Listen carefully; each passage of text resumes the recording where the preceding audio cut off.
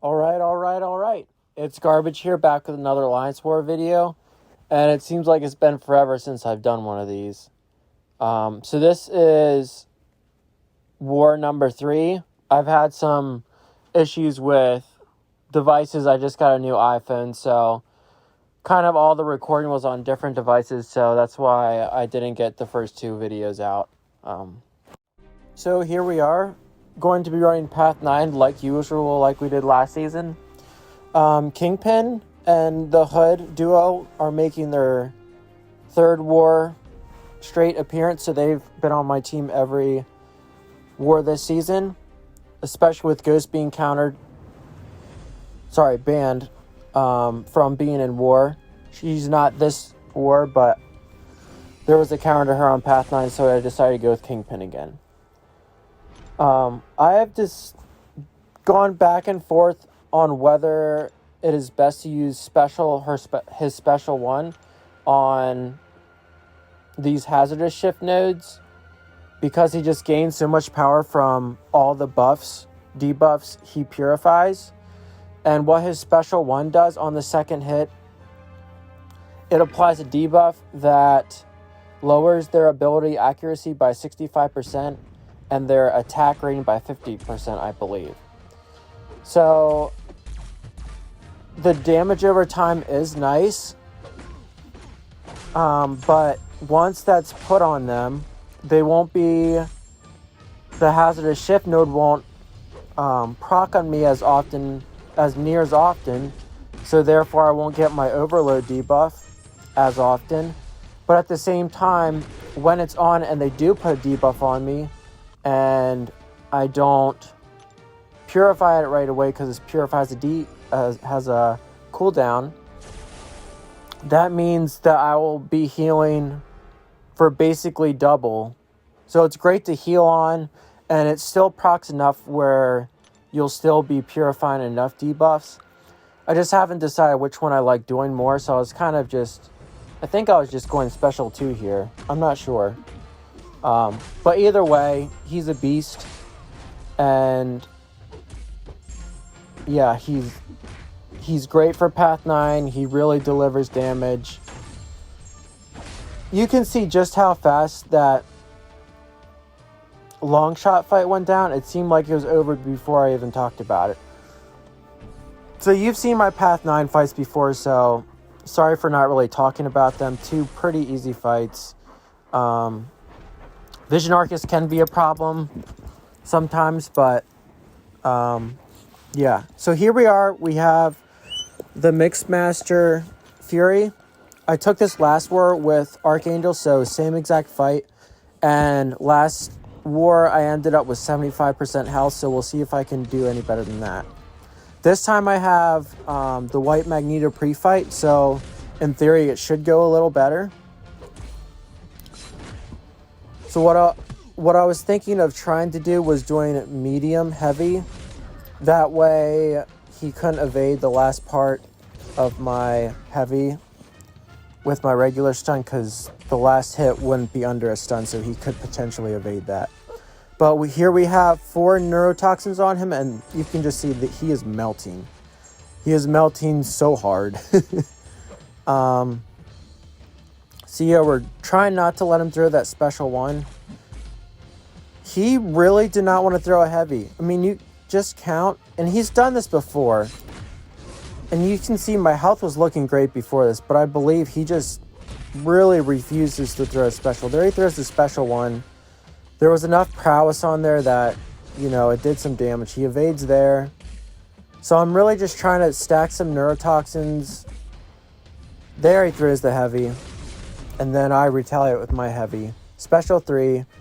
And that should take him down pretty far. But you can see he just was not willing to throw his heavy, so I could counter it and get some neurotoxins up and finish the fight. So yeah. Counter his heavy right there, and he is dead. So I'm happy for the one shot, obviously. Not so happy that he wasn't cooperating in his second phase, but that's fine. Now, this is a new node that Kabam redesigned this season, and I think it's a heck of a lot worse. So let's see when I go over the nodes. There's a... First of all, you can't heal. Last war, I tried healing because I forgot about the node. Used the regen boost. All for nothing. So if you ever feel like you've done a pointless thing, I would just bring that up to you because that was one of the most pointless things I've ever done. So here, yeah, you can see the heal block. It also has stun reflect, so you can't stun them until that timer's up. And also there's a disorient, which also lowers block proficiency. I think it's 100% on block and 50% on perfect block, which is parries, which obviously you aren't going to be doing very much. So pretty much every time you take a hit into block, you're going to have the disorient on you, which lowers ability accuracy, as well as you're going to take a heck of a lot of damage on the block.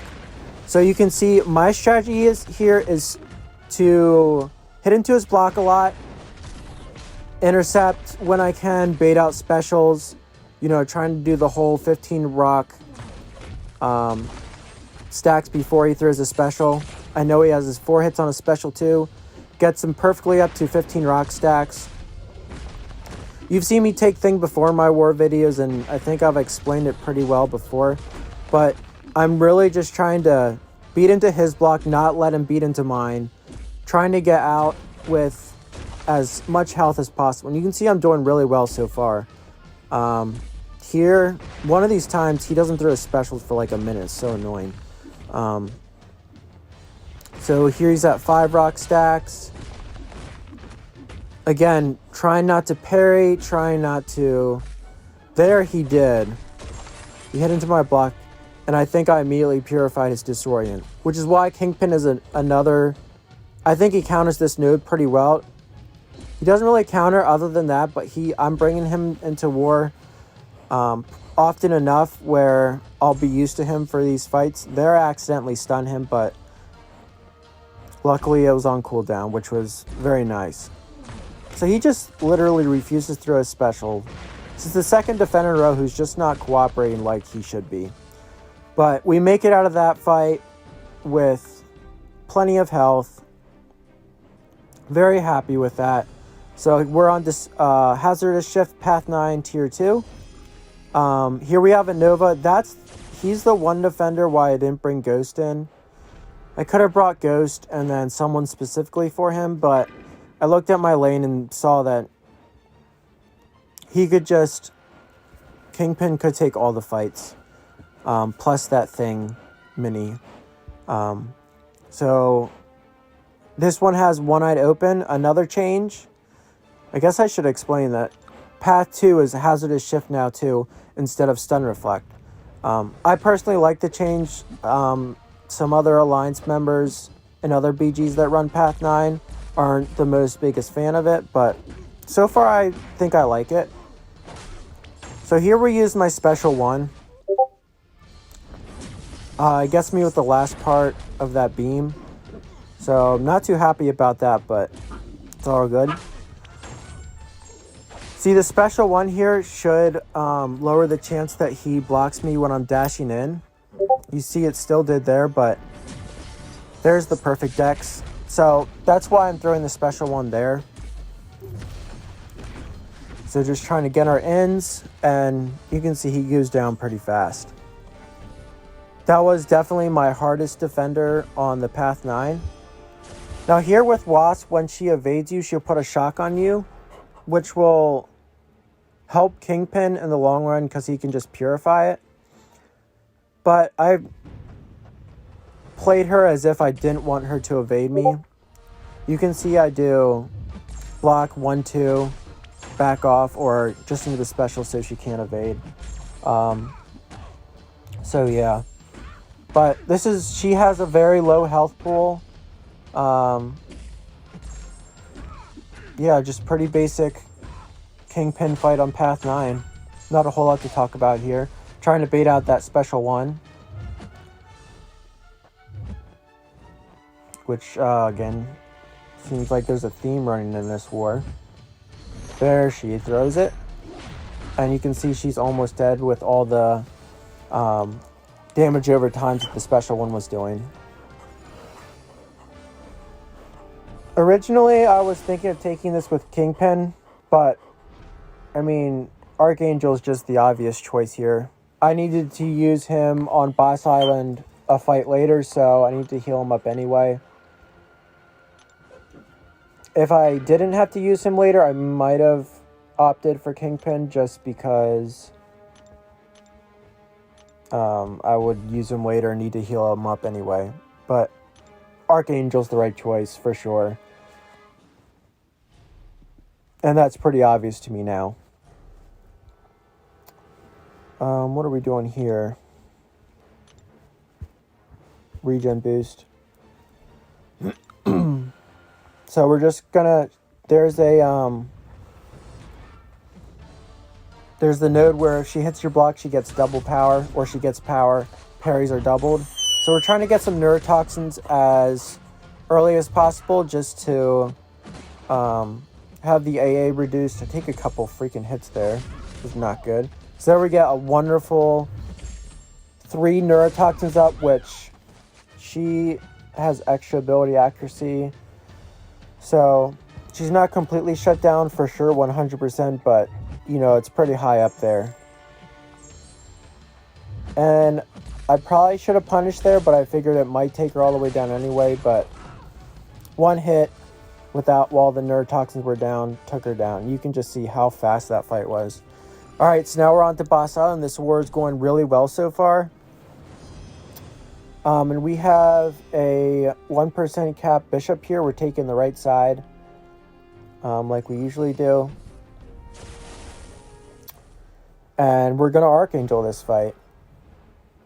They're really, I mean, Kingpin won't work because Bishop and Havoc are basically, well, to my knowledge, are his 2 biggest and maybe only weaknesses for Kingpin, because they punish champs that purify their debuffs. So that's, Kingpin will do that a lot, and he'll just get, yeah, he just doesn't work. So here we go.